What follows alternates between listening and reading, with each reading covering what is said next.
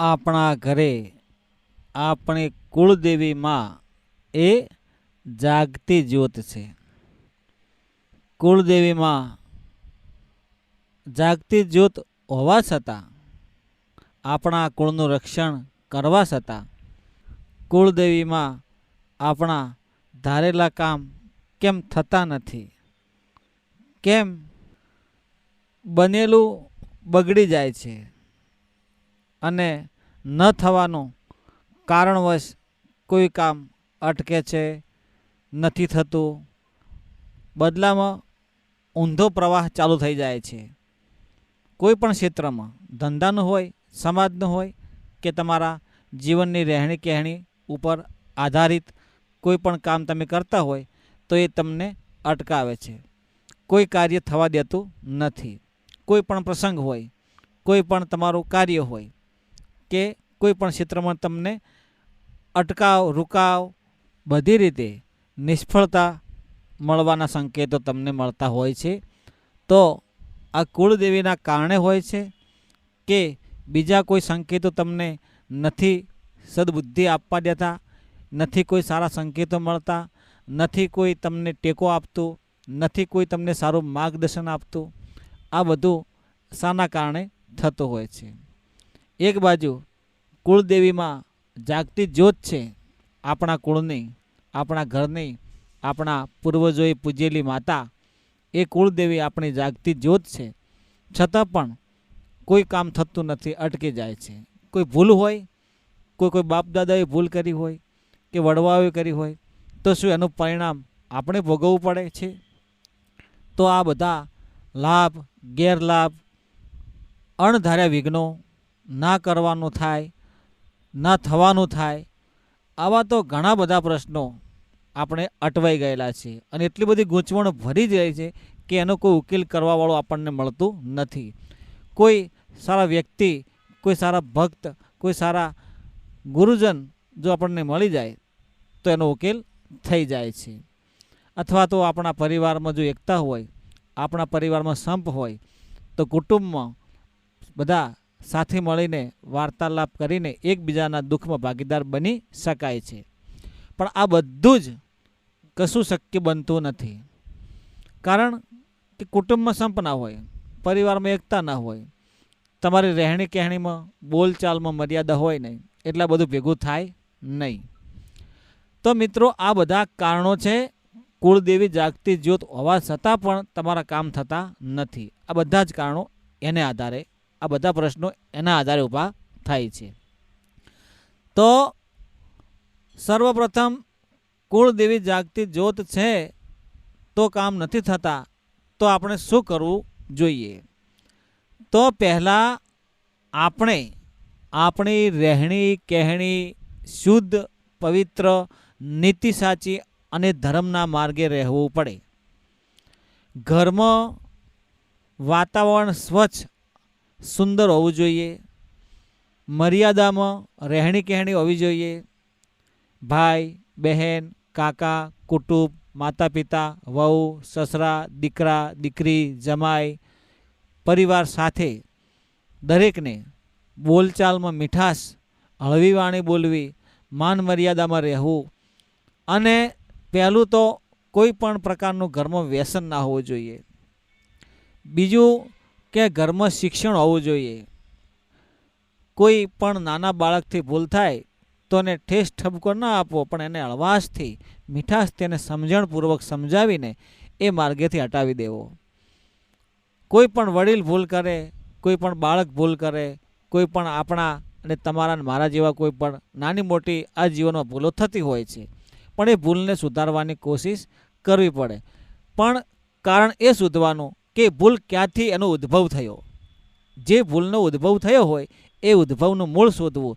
શાના કારણે, કઈ બોલચાલમાં, કઈ વાતમાં એનું ઝઘડાનું કારણ શું છે, એ શોધી એનું નિવારણ કરવું પડે.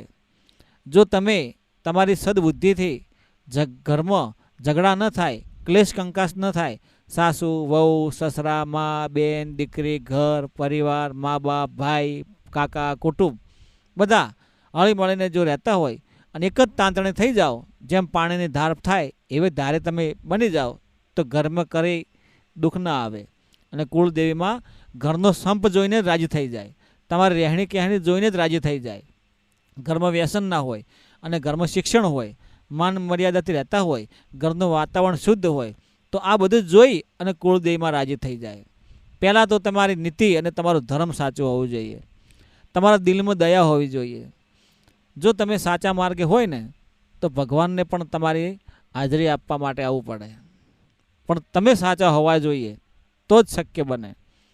અનીતિથી, કૂટનીતિથી, પડાવી લેવાથી, કોઈના મનમાં દગો, નીતિ, અદેખાઈ આ બધું ભરેલું હોય ને તો એ ક્યારેય સફળતા મળતી નથી.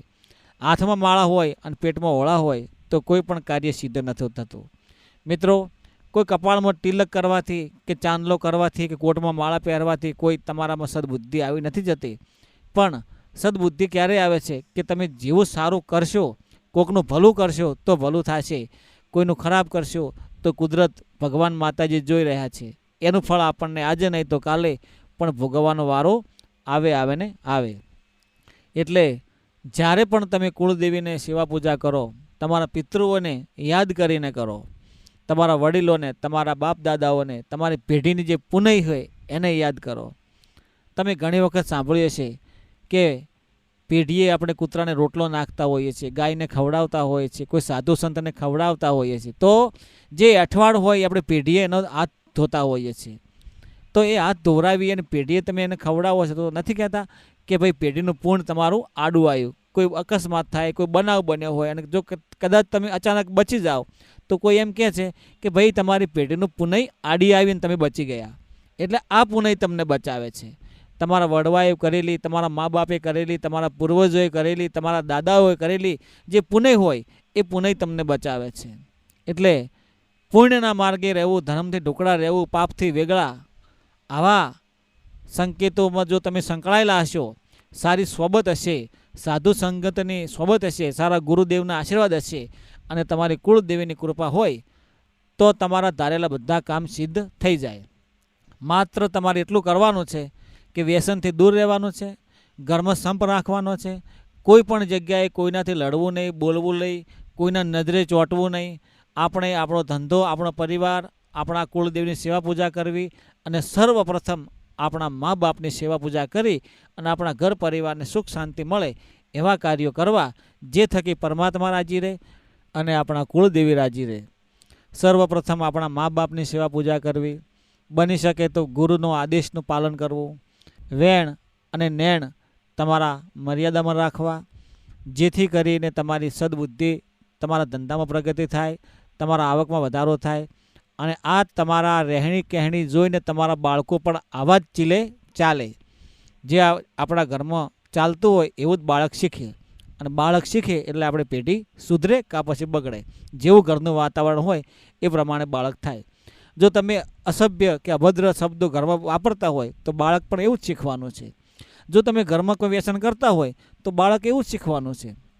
કદાચ જો તમે ભણતર, ગણતર અને ઘરમાં શિસ્ત અને સારી રીતે રહેણી કહેણી, ઘરમાં સ્વચ્છ વાતાવરણ રાખતા હોય તો બાળક બેટી એવું જ ઘરમાં શીખે. એટલે આપણે શું કરવું, શું ન કરવું એ આપણે આધાર છે. એવી રીતે તમે તમારા પરિવારને કેળવણી સારી આપશો તો સારું થશે. એમ જો તમે સુધરી જાઓ અને આપ સિવાય બળ નહીં અને મેઘ સિવાય જળ નહીં, જાગો, ઉઠો અને ધ્યેય પ્રાપ્તિ કરવા માટે મંડ્યા રહો તો કુળદેવીમાં સદાય તમને સાથ આપશે, સદાય તમારી રક્ષા કરશે અને સદાય તમને સદબુદ્ધિ આપશે. સારા કાર્યો થકી જ સારું પરિણામ મળે છે. મિત્રો, આ વિડીયો તમે સાંભળ્યો, એમાં તમારા મંતવ્યો, પ્રતિભાવો અમને કોમેન્ટમાં જણાવજો કે શું કરવાથી શું થાય. તમારા દિલમાં, તમારા મનમાં જે કંઈ ધર્મના, સનાતન હિન્દુ ધર્મના જે કંઈ તત્વો અમારા વિડીયો થકી જે ખૂટતા હોય કે બોલવામાં કંઈ ખામી હોય તો તમારા મંતવ્યો દ્વારા અમને જણાવી શકો છો. અમારો નંબર પણ આપેલો છે. તમે કયા ગામ, તાલુકા, જિલ્લા, શહેરમાંથી આ વિડીયો જુઓ છો તે કોમેન્ટમાં જરૂર જણાવજો. તમને તમારા કુળદેવી હેમખેમ સાજા, તાજા, માજા, સ્વસ્થ અને સુંદર રાખે એવી હું મારા ગુરુદેવને અને હું મારી કુળદેવીને પ્રાર્થના કરું છું. જય ગુરુદેવ, જય માતાજી.